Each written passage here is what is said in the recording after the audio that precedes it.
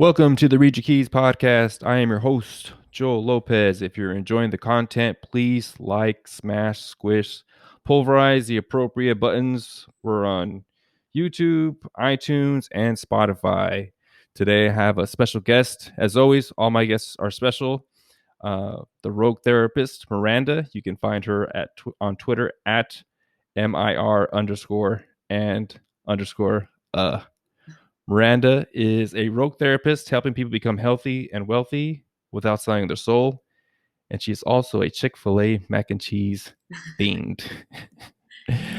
Welcome, Miranda. Hi. Didn't expect to be called out so soon, but yes. On the mac and cheese? Oh my gosh. What happened? What happened to your brain the first time you had a bite of that mac and cheese? I just think about it every single day. Literally all the time. I track all my nutrition on my Fitness Pal, and I will plan my whole day around having Chick-fil-A mac and cheese. Do they sell any of the bigger containers, or is just the one size? Because my kids get one when they get like their little kids meals. They get one. Is there like a larger size? Like, oh, this is They is had a there big your eyes one. lit up right now? They had a bigger one and they got rid of it. Oh no way. Which is good because now I can only get the medium. And if the large is available, I would get it, but getting Uh-huh. two mediums feels like a no. So it Oh forces no. me to cut back. And I because you had a tweet yesterday and you tagged me on it and it was like, oh yeah, my kids the two fast food places we really like. So I'm on the West Coast, so we have In and Out. And so when I want Mm. burgers, I go to In and Out, and then when I want chicken, I go to Chick-fil-A. And so it's always a constant battle between the kids, like, what do you guys want? And it's always like half of them want In and Out and half of them want Chick-fil-A. But it's always I always forget the mac and cheese. And then they get it, and I'm like, yeah, this is really good mac and cheese. Because I'm Mexican, so we don't really make mac and cheese that well. Like that wasn't really our jam. So like having like really good mac and cheese instead of like the stuff you get out of the box is like, oh, this is really good. But the cookies, I keep on telling you, those cookies, I know. Randa, man, they are really good. I think I might have sent my wife to go get me some cookies one time. It's like, hey, can you go by and get me some cookies, please? Yeah. The other place so between Chick-fil-A, there's this amazing Mexican restaurant down the street from me. And when I grew up here, there were no Hispanic people that lived in my area, and a lot have moved since then. And now it's this place is my drug. It's like that in Chick-fil-A. I would go there 2 or 3 times a week until finally I started working with Jack and Gabe on fitness, and it was like, Oh, you okay. did. Oh, you're working with them. Nice. Yeah, it's I can't be doing that and be on this program, but So you have to have your special times when you can go in and eat it. yeah, they have amazing homemade palettas too that it's just so good. So good. Anyway. So the reason I had you on is because you kind of came on my radar. Twitter is a fun place. I really like it. I like to mess around a lot, but you get people who will give like some great information. Like I never thought of that. So you had a thread with Reeves Ryder. Shout out to Reeves. And it was talking about like signs that your kid would need therapy. And there is the meme that goes around. It's like men would literally do XXX or insert whatever instead of going to therapy. And I partake too because I like to mess around. But like there had been some things in there was like, oh wow, like it really is a good thing. But I think a lot of it might have to do with just I'll say I don't know, the stigma of therapists is like, hey, they're not really helping people, but like if you can find one that can really help your kid, like what parent or what person wouldn't be like, yeah, it's worth it. I just think that a lot of times people aren't running into therapists who are like, hey, helping them get from point A to point B and move forward. It seems like they're constantly just in that same cycle. But it was a very fascinating thread. So did you and Reeves worked on that together, correct? Yep.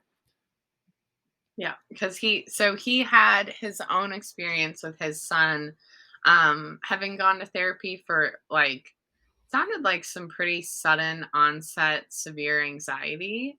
Um So he kind of had that background, and then I used to work in a program with like suicidal teens. Now I only work with adults.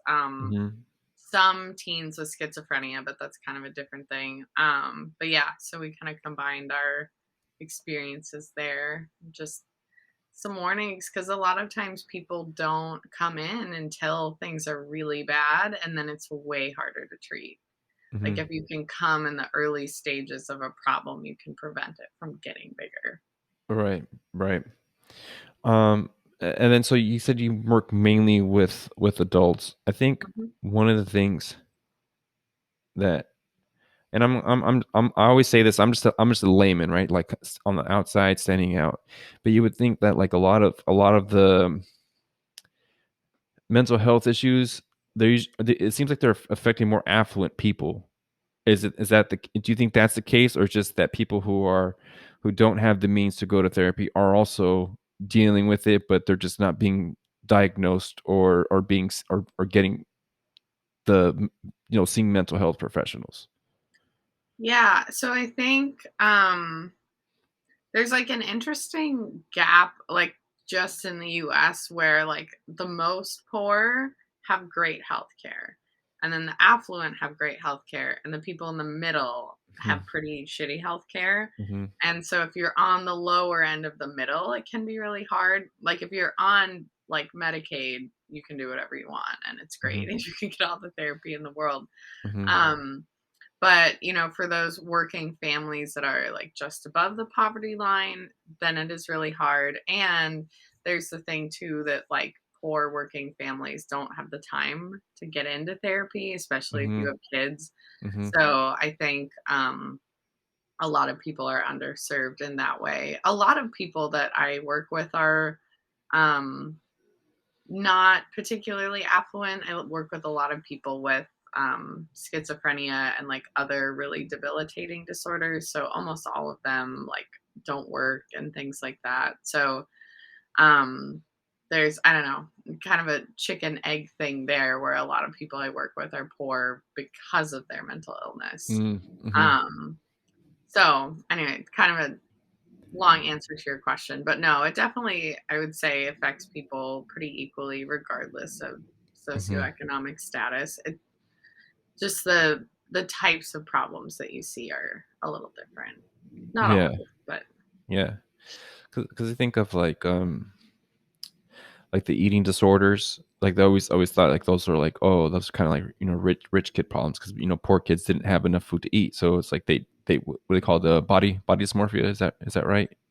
yeah. Bulimia, and so I don't know, but I'm going back, years back. I don't know how it is now with the access to social media. I think that might actually be a great thing to talk about. Is just the effects of having smartphones and access to social media on adults now too, right? Because I think now that we have people who are adults but who grew up with access to smartphones and things like that, and social media. Because I think if we go back to like the MySpace days, that's probably a good 15 years ago now. So that's plenty of time now for them to go into adulthood. Are you seeing a lot of with your patients and suicide and stuff like that social media plays a part in that, or their experiences on social media? Yeah. And I do, you mentioned kids as being important to you. I think that's a lot worse for teens Mhm. because they don't have one. Well, so I was, I think, like 13 when I first got a MySpace. So I was like the last kind of like cusp of having a normal childhood before Mhm. like tech came Mhm. in. Um, but like teens today don't know like what high school is like without getting likes, getting validation from Mm. likes. Like the Mhm. kids that are popular are the kids that have the most followers on Instagram. Like when I was in high school, it was, the kids were the best at football and whatever, like Mhm. it's, You're right. and it's still correlated and stuff, but that's now the measure of your worth within your high school. And they don't have like the social conditioning that we do, where it's like, okay, this really doesn't mean anything.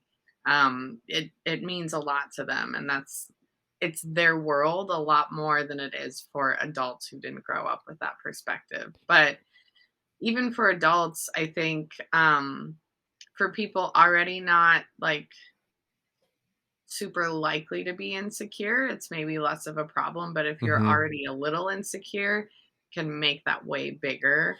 Yeah. Um, I don't know. And like I see we had a teen who was being cyberbullied and but still kept going back to the site because she just was like, this is my community, and Mhm. like cannot extricate from that. Like this online community is my world. Like they're just so much more deeply into it than people of like Mhm. yours and my generation are. Mhm. Um yeah, so like the comparative factor is one thing, but then also just literally the impacts of using that much screen time on your brain, like the Yeah. dopamine. I shared in a thread recently, like video games, for example, which is probably a little more than social media. But when you're playing a video game, it's about the amount of dopamine you get when eating a slice of pizza. But like, can you imagine how much that is if you're doing it for an hour or 2 hours or Mhm. 3 hours a day? Like, Mhm. can you imagine eating pizza for 3 hours a day? Like that Right. pure kind of joy feeling. Um, and it's just not good for you. And then Mhm. regular activities like going for a walk or playing a board game that aren't releasing as much dopamine as frequently aren't as satisfying because it's like if I scroll Instagram, I get dopamine every 15 seconds Mhm. and it's awesome and I like it.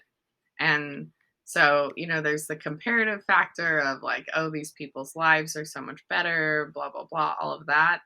And there's like the neurological factor of the dopamine addiction, and both of which I think really impact mental health in a negative way. And together, it's a big problem. Yeah, that's interesting that you say that the I guess we'll say the currency of cool for kids now is the social media stuff, which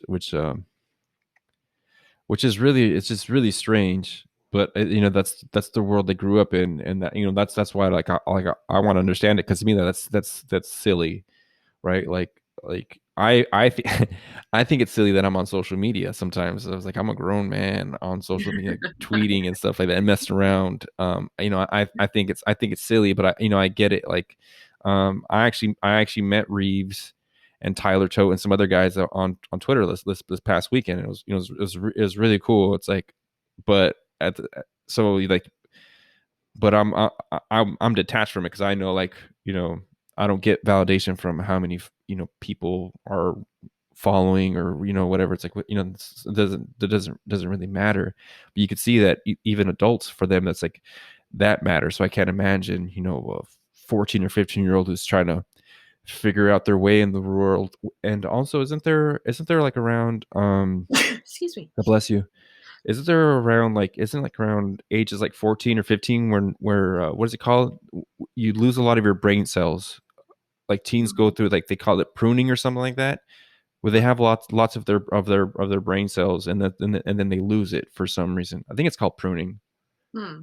Do you haven't heard of that? Am I Um, make, am I am I making that up? I could see that. The more like important issue is that like kids' decision making and critical thinking isn't really fully formed until they're 18 or 19. So Hmm. like their ability to distinguish what's real and what's not in the digital world is Hmm. impaired. And that's why kids are worse drivers and things like that and make more reckless decisions because their frontal lobe isn't fully formulated. Hmm. Now some like neuroscientist in the the comments is gonna be like, well, that's not actually how it works. But like put simply, yeah, like I don't know, their brains just aren't developed well enough to like have the critical thinking about it that we do. Yeah, it's which is interesting because like we could be watching a movie, and my kids will be like, "Is this real?" Because it'll see like real actors, right? It's not a cartoon. It's like, is this real? It's like, well, the people are real, but the movie is not real. And so there's the movie aspect, but then when they see something on YouTube, it makes it even like harder for them to distinguish that reality, because it's like, well, I'm seeing this on YouTube, so this is real. It's like, no, that's not real. Like, so I think that is I'd never really thought about that, but like I think it was like Sesame Street. They made them like real people with puppets, so they can be relatable to children. And but then now you have like movies, and so that's something that they have to distinguish. So I never really thought about like the being a kid and trying to decipher reality now when everything is made to look real when it's not. Like I don't know what that does to a kid, and then an adult. Maybe that is another factor. Add that to the pile of why people are so anxious they can't tell what's real anymore. Yeah. Wow, that got really deep really fast. Yeah. I don't know. I um didn't think about it in like as broad of a sense, but it's a good point. uh, do you mind me like you'll say your clients, are they like in a specific age demographic, or do they kind of have a run the gamut from 21 up?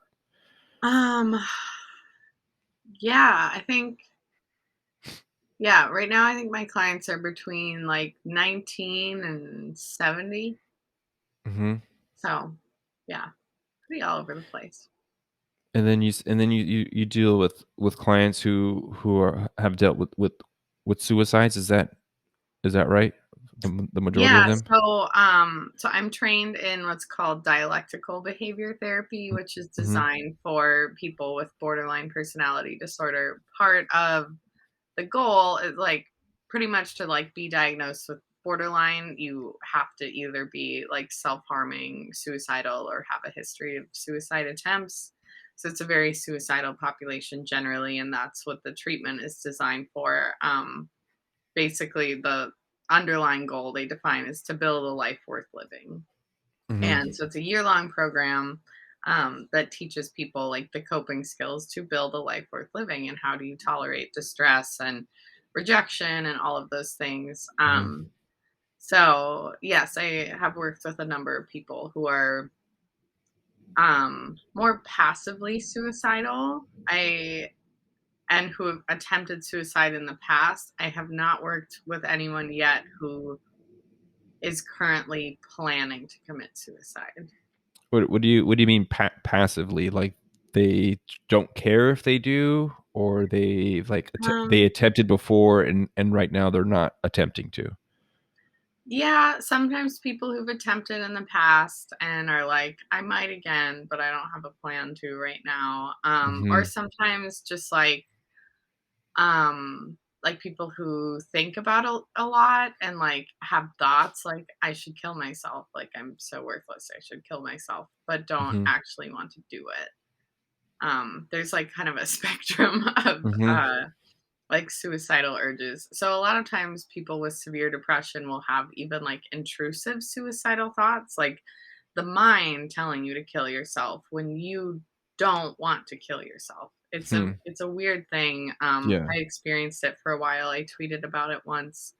Um but like logically I was like, no, like my family needs me, and my mind is like you should kill yourself. mhm. So I work with some of those people. Is that during times of stress, or is that during just I don't know, but you had mentioned rejection. I could see that really can deal a lot with somebody, right? Like you put yourself out and to get rejected in, whether it be in your career or in a romantic relationship or in friendships, to be rejected, that as much as we like to be individuals, we need to be around people and other people, and it I know it affects me. I think of myself as an individual, but like if my wife rejected me, or family members, that gets to the core of Mhm. of of of me as a person. So, is that triggers for your clients, or for you in that instance? So for me, and I talked about this a little too on Twitter if anyone feels like they want to read about it, but I have bipolar 2 disorder, and so the depressive episodes are kind of like it's not necessarily related to anything going on in your life. It's just cyclical. Mhm. And so it's just like pretty much always gonna be in, I don't know. Mhm. It's it's a weird thing. I've now like successfully treated, but so for me it wasn't really related to any trigger. For a lot of people who have trouble like regulating their emotions, rejection can be a huge trigger, like job loss, things like that, relationship changes. But really, those kinds of things wouldn't make you suicidal unless you were already pretty emotionally dysregulated.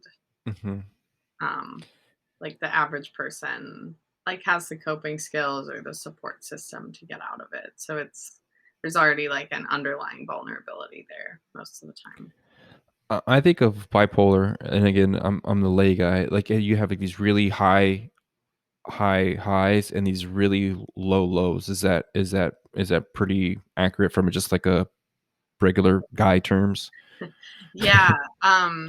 So I am lucky that bipolar 2 disorder, you have what are called hypomanic episodes instead of manic episodes. And so it does make it a little harder to like realize that you have it because the Mhm. hypomanic episodes are much less intense than a manic episode. So for me, it was like feeling on top of the world, like you need like very little sleep but have tons of energy, like I don't know, doing like stupid shit that I don't want to get into, but like stuff that like after the hypomanic episode was over, it was like, ah, damn it, I wish I didn't do that. Spending a Mhm. bunch of money I didn't have, like stuff like that. Mhm. Just kind of acting like way more reckless than I normally Yeah. would. And then yeah, it goes back to the super low that lasts like several months. As as the kids would say, you were just sending it all the time, huh? Yes, Just yes, sending it. And that's then exactly what it was. Like, I would be there, like, after the episode passed with all these boxes of, like, shit that I bought, and I at the time when it got really bad, I was working for a nonprofit. I had no money, and I'd Mm, spent, like, thousands of dollars. It's like, mhm. why the fuck did I buy all this stuff? Uh, Send it back. I think the first time I had actually heard of bipolar, there was a football player, and they were good. He was really good. He was like the starter on the team. He was a crucial part of the team.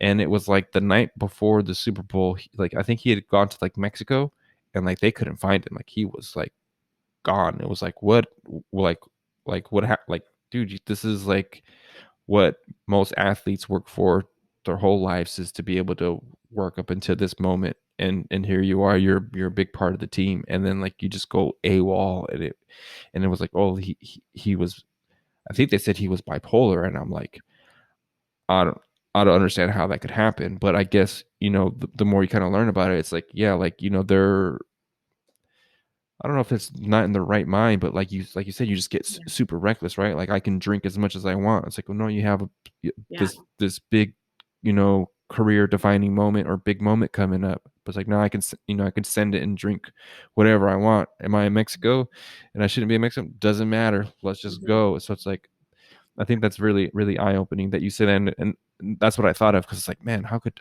like you would think like as a person who doesn't go through something like that, like how could you do that? But yeah. You when are you when you you are truly not in your right mind, and people a lot of people get like very sensitive about phrases like that, but I think that is a, it's a really accurate description. His right mind would tell him to not do that, Mhm, like, hey, don't fuck up the Super Bowl. mhm. Like, yeah, that's a good way to describe it. Just the Is it right is it mind is not there. is it mainly a chemical thing in the brain for Mhm. somebody who has it like that? Yeah. So bipolar as well as schizophrenia and a few other things is like very genetically linked. Mhm, Um and yeah, so it's just kind of a dysregulation of certain neurotransmitters. And so I don't know, I describe it as like a sine curve, and then the fix for it. So bipolar cannot really be treated with anything therapy interventions, or like behavioral interventions, because it is so like it'd be like, I don't know, trying to treat something like cancer with lifestyle stuff. Like it just really doesn't work that way. Maybe that's not the best example, but basically the medication that you take like stops that curve from happening. It like flattens the curve, kind of. Mm-hmm. Um, yeah, because otherwise Well, your mind just continues to do that your whole life.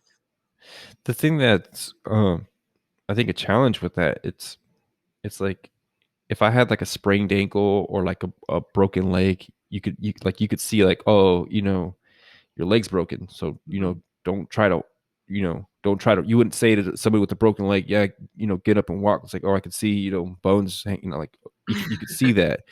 But with somebody who has something like bipolar, right, you can't see in their mind that, like, whatever is not connecting properly, and that they're going off and acting erratic, or just to use a phrase, not in the right mind.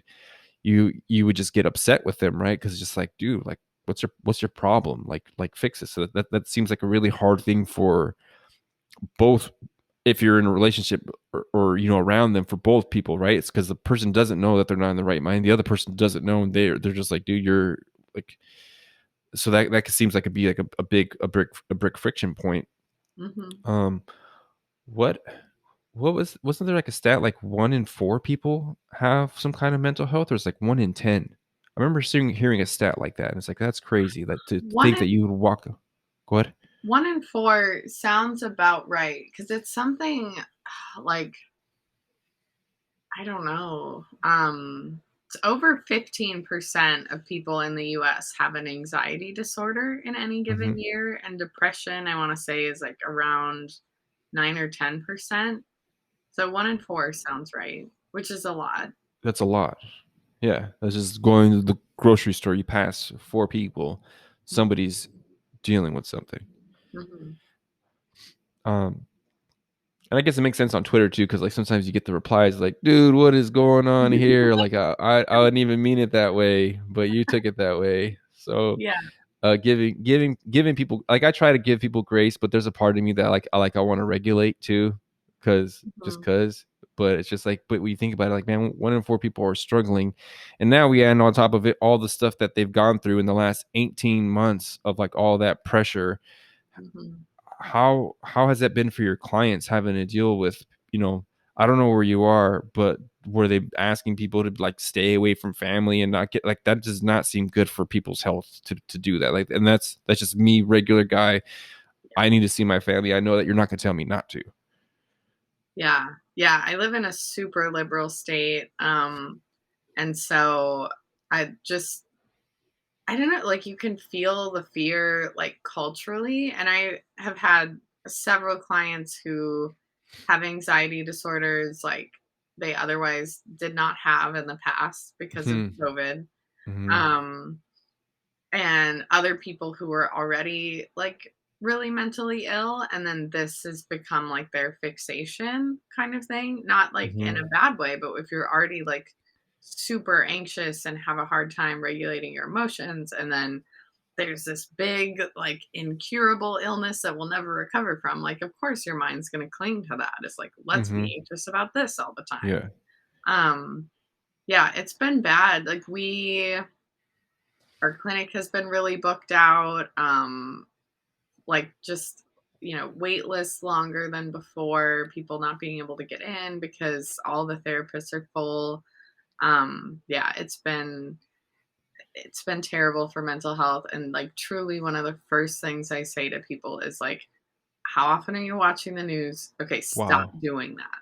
Like, Wow. it's just, the risk at this point. If you want to wear a mask or not, or get vaccinated or not, just stick with that, and none of the rest matters because you can't control it. Just stop watching it. That's awesome, Miranda, because I was gonna ask about the news, and you kind of brought it out already. But um I have my personal feelings on it. But I remember we were at a hotel and somebody had turned on the TV, and it was, news channel, and it was just like stuff scrolling and blah blah blah. And I'm not an anxious person, and I felt it, like, ooh, like I'm feeling like I can we need to turn this off. Like I could feel it like within like 2 to 3 minutes, like charts going up, red, blah blah blah. Like I was Mhm. like, this is not right. This is not right. And I can't imagine somebody who I think I can recognize that. So I was able to recognize, but someone who's not more what do they call it? You're more like susceptible Mhm. to like or being influenced. I can't imagine if like they were like close. Like that would just push you over because that was like I think I'm I think I'm fairly strong in my identity and things like that. And I was anxious from just a few minutes of that. I can't imagine if you're watching 2 and 3 hours. Because the first time I think people actually like stuck to the news like that, it might have been the OJ trial, but it was for sure 9/11. 9/11, everybody was watching the news and we were just watching the planes hit the towers over and over and over. And it was just like, that's not good for our, like, okay, and now we've done that for how long has it been? 2 weeks to slow the spread? 18 months? Yeah. Yeah.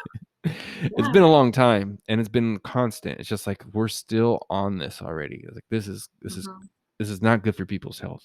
And are you able to see your patients in person, or are you doing Zoom Well, so meetings for them? that's the other thing. Anyone is welcome to come in person. I see about half of people in person, but the people that are scared of COVID are not coming in. Hmm. And so, that does make it hard because it almost reinforces that fear that they're Mm, able to just keep doing stuff from home, hmm. which I'd rather have them go to therapy than not, but Right. it's about half and half. Are the ones who are coming in, are you seeing better results for them? Because I think that especially if they're disconnected, being able to be with somebody and see people's faces, that's a huge deal. Like I always thought like seeing people's faces is a huge deal. Like just from the I don't know what it is, the whatever lizard thing brain goes on in people's head, but like just be like me talking to you and being able to see your face makes a big, like I've done some podcasts where like I can see people's faces. It's hard to connect. Hmm. And in person you even get more of an impression in person. You can feel their presence and their warmth or not. You get all these other things. I can't imagine like are you seeing that the people who are coming in, they're having maybe better I don't know what you'd call it, recovery rates or Yeah. just improved behaviors? Um, Not well, so I would say a lot of the people that I have that come in physically are more excited about doing therapy. So it's hard to like Hmm. distinguish that, like to pull out that aspect of it. Um like because I have the option of staying at home, if someone's willing to still drive to meet me because they think that's more valuable, that person is Mm-hmm. like super invested. Mm-hmm. Whereas if you're just like having a phone call in your car over your lunch break, like that's great, that's really helpful. But that's not as invested as I'm going to take off work and drive to go see Miranda. Mm-hmm. And so, yeah, I think phone is tough, especially for like more severely mentally ill people. Like I can't see like your eye contact or Mm-hmm. your energy level as well. Um, and you don't get to feed off of my energy level. Like I Right. like to have fun with people Yeah. and laugh, and I think that helps people open up more, and that's a lot harder over the phone. We get there, but it takes a little longer. Right. Because also you don't know if they're distracted while they're on the phone too, right? It's like I'm not Oh, taking this. totally. Yeah. Yeah. Like I'll have clients that it's like, no, don't do this while you're running errands. Like you have to treat this like it's a regular appointment or you're not Mm-hmm. going to get out of it what you would out of a regular appointment. If you're at the grocery store while you're doing this, you're not going to be honest with me because people can hear Mm-hmm. you, Yeah. stuff like that.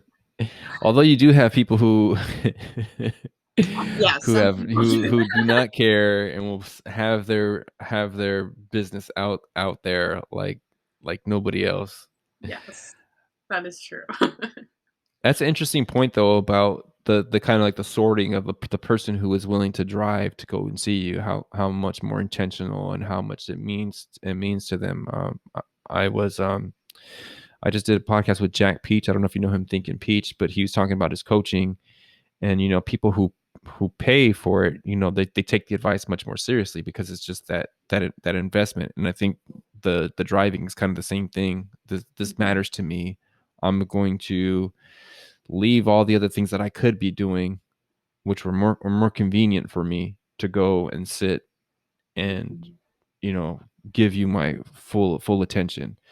I'm a big football guy, and so like there's football coach wisdom that they'll say, be like, oh, this is dumb meathead jock. But one of the big things that one of the coaches says is be where your feet are, and I think that's really hard nowadays because like I could be talking to you, but I could also be looking at another screen or like scrolling on my phone. Like there's a lot of that, or just it's the example where they're on the phone with you, but they're scrolling on their timeline or they're grocery shopping. It's like, are Mhm. you being present in the moment with me, trying to go through so I can help you and we can help each other, or are you thinking about like, oh, I got to go get the milk and the eggs? Like Mhm. where are you? I'm gonna write And that so down. I like that a lot.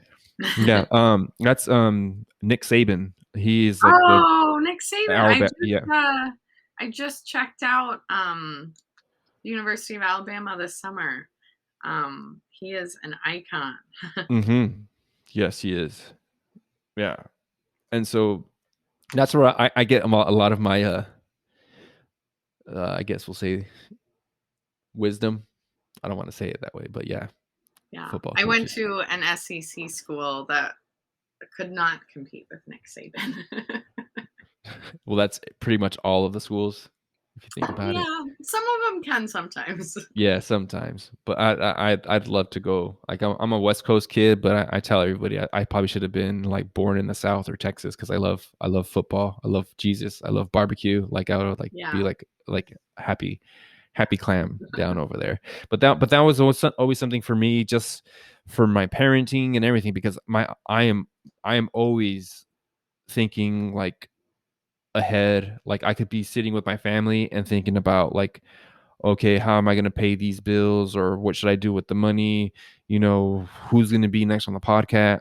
Anything. I'm always it's like, hey, like just kind of enjoy the moment here, because my kids are young, but they get big fat. Like I'll notice them sometimes be like, oh, those pants are a lot higher than they were like a week ago. Like you just went through a growth spurt, and and then my mind goes like, oh, I gotta pay some more for clothes and stuff like that. So it's always a struggle to just, hey, just be present in the moment. But this is, I think, why I like doing the podcast, though, because there's no one else I'm paying attention to. Like, you have my focus for like an hour, and I can focus for a good hour, and hopefully it goes the same way. But I like doing it, for that reason, because it's just like a super fascinating thing that I need in my life, to like, hey, like talking to interesting people, telling cool stories, learning things, helping my kids, helping my wife, all that kind of goes with meeting cool people. Yeah. Yeah. I love it. I This is the third one I've been asked to do, and it's so fun. Like I should do Hmm. my own, and I will eventually, but I love it. And it That's how it really started. That's how it started for me. Somebody invited me on. I was like, "Why do you want to talk to me for?" I'm like, okay. Yeah. And then, so how did you get into therapy in the first place? What was that for you, that was like, what, this is something I want to get into and do for X amount of years and do all this schooling for it? Yeah.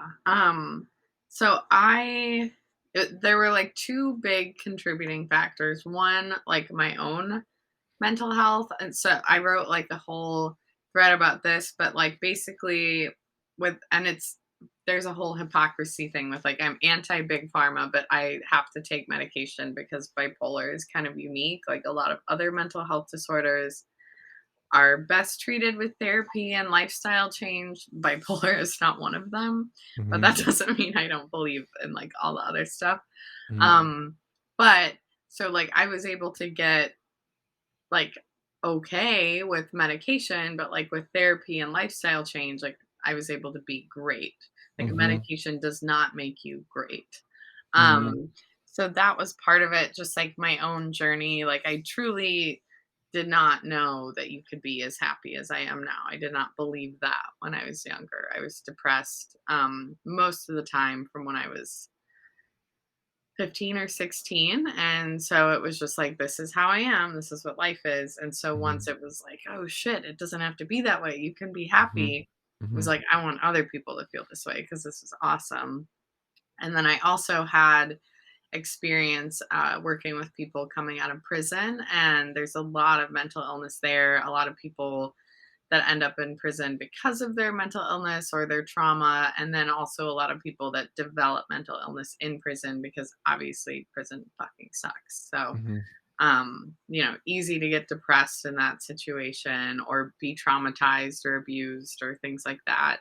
So, those two kind of experiences came together. I actually was fired from that job because I was so that was like the deepest depression of my life. And like I talked to them about having bipolar disorder, but I don't know, whatever. I don't want to like get into a whole lawsuit thing, but they basically fired me for like a bullshit reason, and it was like because I was really depressed.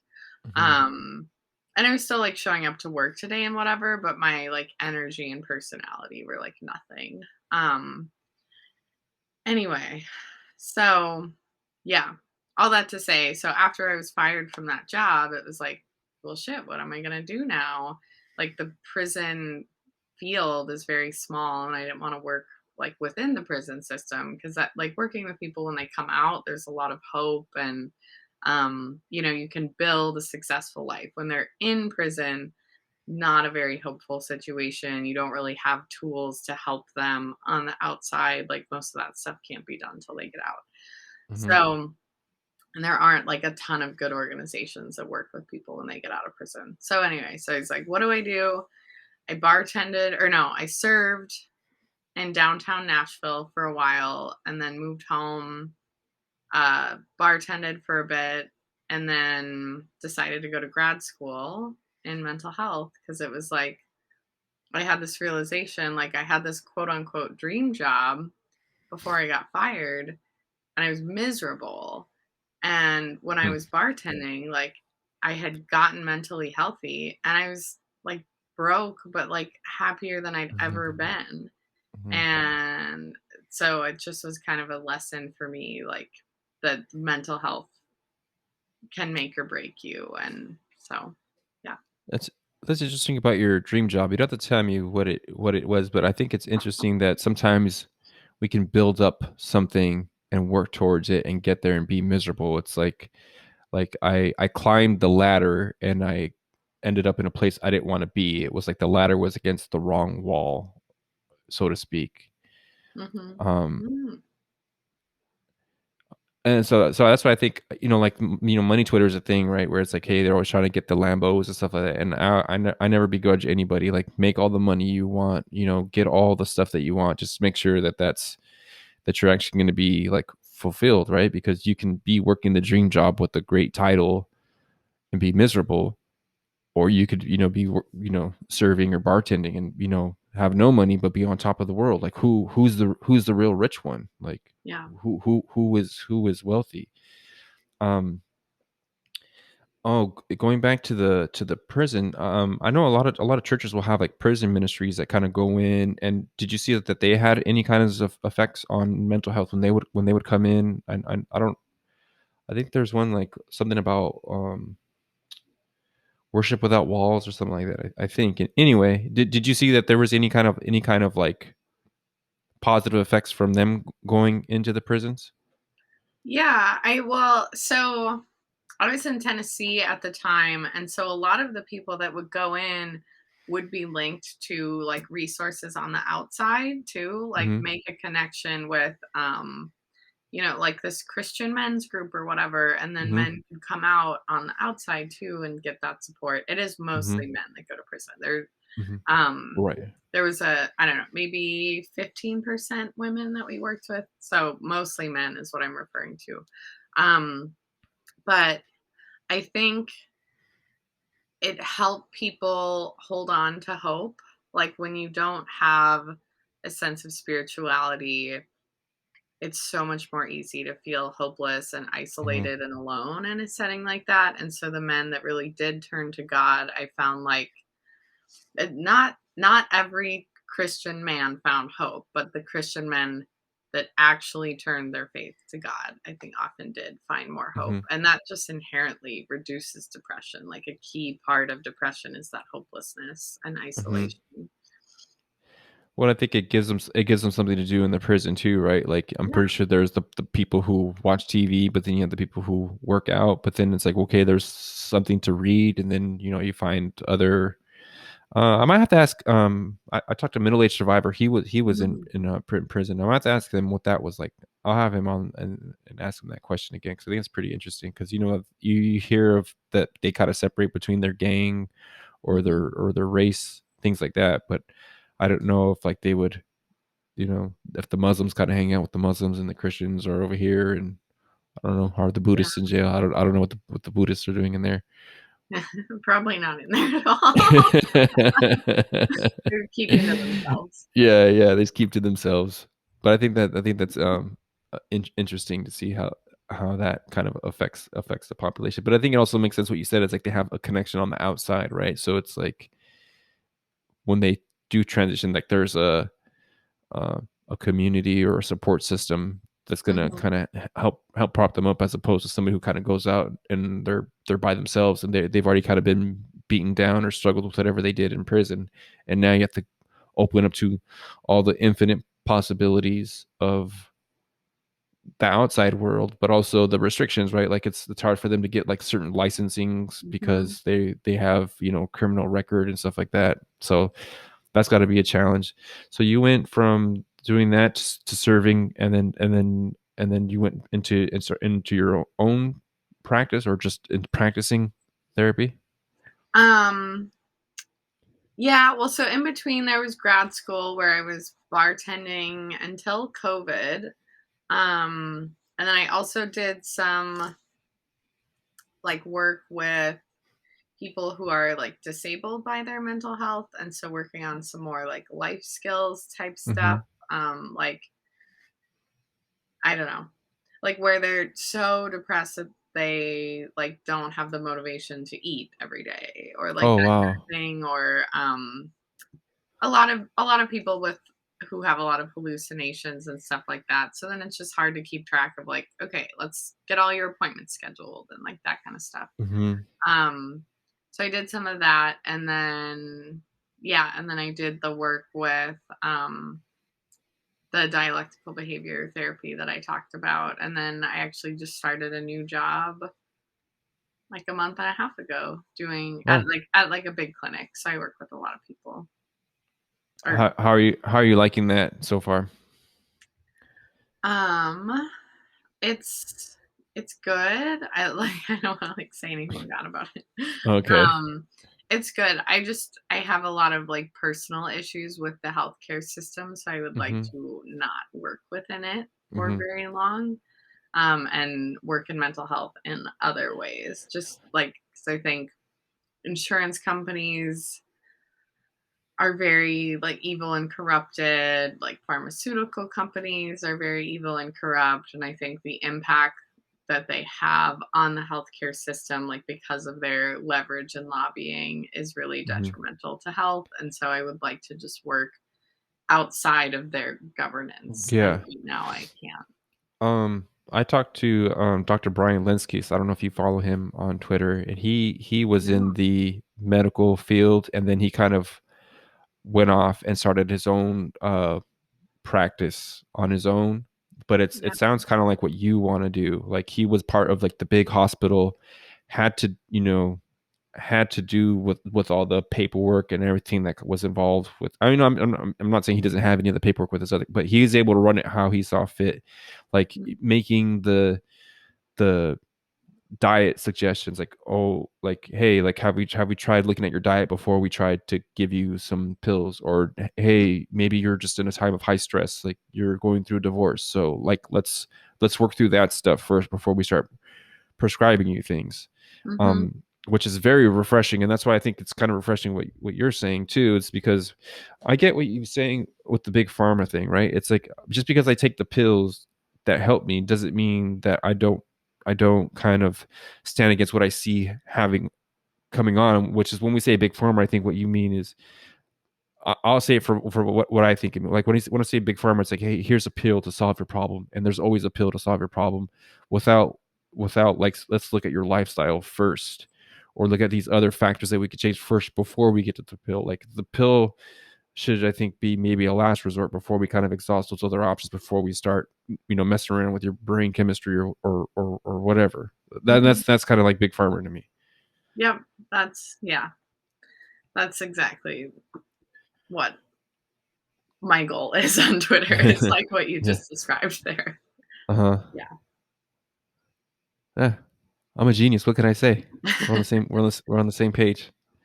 Yeah. Um, but yeah, I think that might be the big criticism though with like therapy. It's like, oh, they're just gonna prescribe you pills, or just like doctors in general now, where it's like you have like bro fitness Twitter. It's like, I'd rather take info from them, because they're gonna try and help me with my lifestyle first, before, because they can't prescribe me anything. They don't make any. You can't make any money off of telling me to go for a walk, Mhm. lift weights, and eat steak. Like, you don't get any money off of that. There is that part of it. Um, but I think the other part with therapy though is like that continual, like, that, okay, we've been doing this for 2 years now, 3 years now, like, okay, and we're not getting anywhere. Like, you want there to be I think we said at the beginning, like, the going for the point A to the point B. That doesn't seem like that's a goal for a lot of therapists. I think that's why a lot of men don't want to go, because they don't want to talk, first of all. Mhm. But then it's just like the second part is, I don't want to just be talking about it and then be stuck in the same place, and now I'm out of pocket, however much money, and still be in the same place. Yeah. Um, I actually I have a lot to say to that. So, men are like so I'm building a like somewhat of a self-directed but not coaching program for men. Like anyone can do it, but it's designed for men because men go to therapy at about half the rate that women do, but they don't have lower rates of mental illness, like by any stretch. Mhm, Their suicide rate's a lot higher, their alcoholism rate is a lot higher, which I think is because they have untreated depression and anxiety mhm, more than women do. Um, and so part of the goal with it being not 100% self-guided, but a little more, is because men don't like to talk and be vulnerable as much as women do. And then there's also often sometimes a barrier, like with I don't know, this is going to sound like a little weird, but like going and opening up to a woman can be hard if men had issues with their mom, and like being vulnerable and open with their mom, and then to go open up to some other woman who can come off as like kind of a warm figure like your mom would be, can feel scary or hard. That's like one tiny part of men in mhm, therapy, but um yeah, and like there's research that says like, hey, this really doesn't work as well for men. Men don't like this. Men don't like mhm, having to go and talk about their feelings for an hour. And so, they talk about other things that you can do, but most of the narrative is just shaming men for not going to therapy. And so I'm trying to do something different that's a little more accessible. So there are like a lot of writing prompts, like where you read a lesson, watch a video where I explain the lesson, and then write about how that like applies to your own life. And then you can process all of that yourself without having to do it with another person. And if you want to mhm. check in with me about it, you can, but you don't have to. Like you can keep all of that to yourself if you would like and still gain the benefit of having gone to therapy. I'm gonna speak for myself. I think that there has to be high levels of trust. Like, I think that might be the big thing for a man. Like, I know for me, like, I went and saw a counselor one time, and I didn't really I'll just say like there's certain people who can kind of talk to me and I'm gonna listen because like I've given you the respect or authority to be able to talk to me in a certain way. And so I went and saw this guy. He talked, and what he said was right. What he said was right. But like I didn't take it because like I just didn't give him that proper because he didn't like I barely knew the guy. And Mhm. so he's talking to me and then I'm kind of like looking around I'm like, all right, man, like what you're saying is right, but it's I'm not gonna I don't know if I consciously made a decision I'm not gonna listen because like you don't have that authority. I went and spoke to somebody else who I had given that authority, who I had high levels of trust with, who I had like years kind of going back. And he told me bluntly what I needed to do was the same thing as the other guy. And then I did it because that trust was the big thing. So I don't know for men in therapy, like they have to have somebody that they could trust. That's what I think. Like there has to be that trust factor because if not, then I'm not going to listen. For me anyway, but I don't know if a guy who is going to go there, like what the goal is, because my goal was to move forward to what I was dealing with at the time, and I Mhm. wanted to be done with it. But then I don't know. It was just that the one person I gave the authority to speak to me a certain way, and the other person I didn't because there was those huge the trust the one I trusted and one I didn't. That I think that's really what it came down to. I don't know how that looks for what you deal with, but I just think men in general, that's a big thing. That's why they'd rather go talk to their boy because it's like I know him and trust him, and also is he gonna use that against me if I'm telling him something in private, um, as opposed to this other person. So I don't know how that gap gets closed. But I don't know. Just speaking through my mind, I think that's what I see as a big issue for me. It's just the trust factor. I think you also maybe unintentionally highlighted another issue for men with like the ego piece, Mm-hmm. like being unwilling to hear things from certain people. Mm-hmm. Um, Women just aren't that way as often, which makes like therapy relationship a little easier. Like women are pretty okay with like spilling their guts to anyone. Yeah. Women just are not. Um, and I don't know if you have you ever read the book The Power of Now? I might have, but can you give me the gist of it? Well, it a big part of it is just like letting go of your like clinging to your identity and your ego. Mm-hmm. Um, because like your value as a person does not come from that. Like my value as a person doesn't come from being like a successful therapist or Mm-hmm. Mm-hmm. whatever, my Yeah. finances, all of that. It's just you have inherent value as like a sacred being in the Mm-hmm. universe. And I think if you can adopt that mindset, it's a lot easier to not let your ego be insulted, you know? Mm-hmm. Um, but so there are like workarounds for that for men though. Like group therapy is found to be a lot more helpful because then men like grow it to trust those other men and when I see, oh, you're having trouble with your marriage too, okay, now we're like on the same level there and we can talk about that and we can help each other. um yeah, there are a lot of alternative things that tend to work better for men. Or, they found men like more active things, like they prefer to go on a walk with their Mm-hmm. therapist or things like that. That makes it easier to open up. Yeah, but the trust thing is huge. Like men do not let down their defenses with as many people as women do. And Mm-hmm. so like just because you have this degree, why are you one of those people? Yeah. Yeah. No, I think that's an excellent point though about the ego because for sure, like I know I have an ego. Like everybody has an ego. It's just being Mhm. able to acknowledge, like, okay, am I gonna set it down? And I think like I think for me, like ego and pride are kind of like can be synonymous sometimes. So I would say that maybe at that moment I was being like prideful, like I'm not gonna listen to you because I'm elevated. Because I think ego has different meanings also, right? Like if Mhm. I'm not, but I think of like yeah, maybe I was swollen with pride at the time where I wasn't going to listen to it, and the other person who I trusted can kind of just like shoot that down, and I'm like I would temper it down Mhm. to listen. But I think that's actually a very good point though, because I think I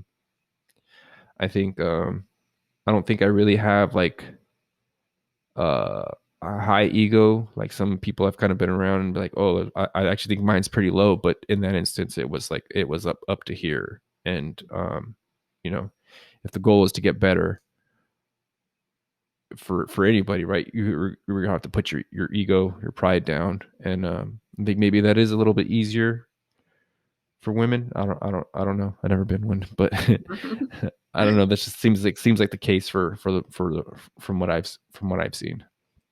Yeah. Like women definitely have their own, you know, their own ego issues, but I think therapy just tends to be a little easier.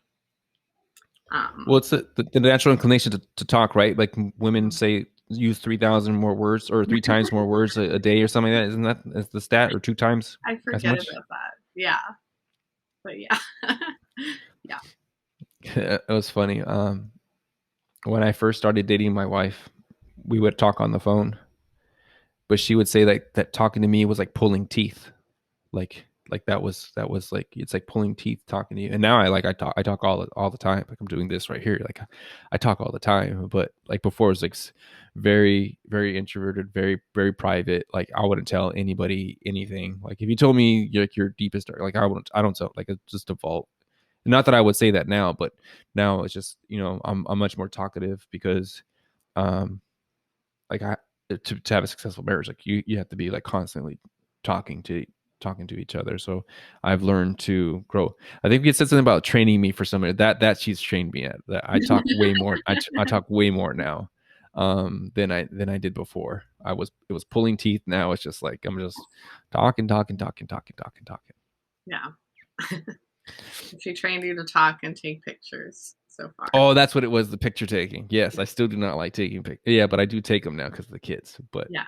um, talking much more now.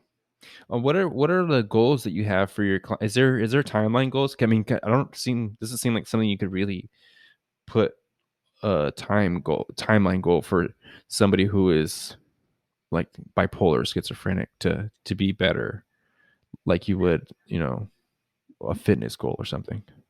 Yeah. It's so we like every person has their own like individual plan. So like even in my coaching program, like everyone's goals will be custom tailored to you because you can't do a one size fits all. Like I'm going to drop 5% body fat. Like Hmm, hmm. you just can't really measure it that way. Um and some things are much harder to treat than other things too. Like schizophrenia is tough because you can't treat it without medication, but the medication also really hurts people. Like it makes them very, very, very lethargic and tired and like drained of energy. Um, and so then sometimes therapy is just working around the symptoms of the medication that they take. So, um, and the goal too, like, has to be what you're willing to work towards. Like, some people do not want to give up their antidepressants. Mm-hmm. And I can't make that decision for them. So if your goal doesn't include eating better and getting exercise, then, we can work on changing like your thought processes, but our progress will be stunted depending on like your willingness to do things. Um, yeah, that's really it, right? Like you can't lead the horse to water or make them drink. You could lead the horse to water, but you can't make them drink. And so if somebody doesn't want to, put the work in or have the same goals, like you could have them the goal to be like, hey, that you're living a healthy, happy life within a year. But if you don't want it for yourself, I can't do that for you. If Mhm. all your goal is to stay on the medication, then okay. Um, but I think that's interesting. Are you, and so you're working on the therapy, it's like a journal. Is that what you're doing for men? Um, or like for the project that I'm working on, Yeah, yeah. that that needs to be like taking a back seat. So I'm building, uh, oh my gosh, this, so I don't know. I'm like, need to stop like cutting myself down and launch it because I'm like, it needs to be 1000% perfect in every aspect before I Mm. can have a single customer. I've been working on it a long time and I'm like killing myself with it. But um it's like a 12-week coaching program that like kind of like what I described, where like you have lessons, writing prompts, like on the lessons, like daily journal prompts following a theme. So like Mhm. this week is about reflecting on your own childhood as a parent. This week is about work, blah blah blah. Mhm. So like each week for the 12 weeks, you can choose what you think is valuable to do like a deep dive on, and then also the lesson about like, okay, coping skills for anxiety, like what's a situation I can apply this to in my life? What would that look like? Like I would give an example, and then writing about that skill and practicing applying it to your life. And then a third component of like a behavior and habit change plan. Because a lot of times our habits are what keep us stuck in mental health, Mhm. like, or in mental illness, rather. If you're not walking every day, if you're, not feeling motivated to cook for yourself or things like that, not Mhm. cleaning up your room, not seeing friends, or you know, getting important work done, stuff like that. And so kind of tailoring that week by week to like a plan of, okay, what's your reach goal for this week? Okay, then it's going to get bigger and bigger through the course Mm. of 12 weeks. Um, yeah, so that's what I'm working on. And then, throughout, That's the one that you need to be perfect, or is that the one that that's the you're one I need to be perfect. that sounds actually sounds amazing, Miranda. I think a lot of people need that. Um, like I think of like I know I'm a Jordan Peterson fan. Like a lot of people. I don't know like how influential that was for you, but like the clean your room thing is huge. Like you have these big old goals, but I think sometimes it's like let me just work on something here and take care of this. It is. He says it's like I think he says it jokingly, like it's a lot harder than it seems. But when you have kids, it really is hard to keep the damn room clean. It's like there's it's constant. It's constant. There's always laundry. There's all those. But I think one of the things that came up for me when you were talking, I had this realization maybe a few years ago. I've been married for a long time. I've been with my wife over 20 years, and like the thing that you could You think look is like 30 years old. What? yeah, it's we've been together for a long time. Um, Wow. I came to a point where it was like you think like, oh, you've been together so long, and like we can't finish each other's sentences, things like that, right? But it was like when you first date, like somebody, you meet somebody like they're a mystery to you, and you're just like, wow, I'm so fascinated by you. You're a mystery to me. I want to know you more. I want to know like your thoughts, your dreams, your fears, all those things. And you're together for so long and you just think like I have it figured out. I have you figured out. And then I realized I don't even know myself. Like how do you think that you have her figured out when you still don't even like have yourself figured out? There's like a passage in the Bible, and I think it's Paul who says like the thing that I want to do I do not do, and I don't know why I do it. I'm paraphrasing, I'm butchering, I'm not a biblical scholar, but basically the fact like I want to do this thing, I'm not doing this thing. Why don't I do this thing? And I always think of that about myself. It's like there's these things I want to do and I'm not doing them. The things that I want to do, I don't do. Like, why is it? I'm a mystery to myself. I should figure myself out. And once I figured out, like, I don't even know myself, it's like, oh, she's a mystery too. And we've been at this for 20 plus years. And like, she still has like so much more. And it just opened up like so much more possibly. So that's why I think what you're doing, like, send it, like, go just send it like that is really really cool, Miranda. I think that would do really well. And if you want, I'll send some money over. You can send it over to me because like I was talking to Take Heart Monica, and she was talking about journaling, and that's something I'd like to do. But sometimes it's like, what am I going to do? Like, dear diary, like today I felt blah blah blah. But like having prompts for a man is like, oh, like here's a question. Here's what I think about it. What do I think about my childhood? What do I think about my mom? Oh, this is, I think that's a fascinating idea. So I'm encouraging you. Send it. Okay. Okay. Noted. I finally posted like asking for like one person to be like my pilot tester for the Hmm. program, and that was me like lighting a fire under my ass. Like, okay, stop Hmm. like thinking about it for months Uh-huh. and just, like have someone do it. So I'm getting there. Very good. Very good.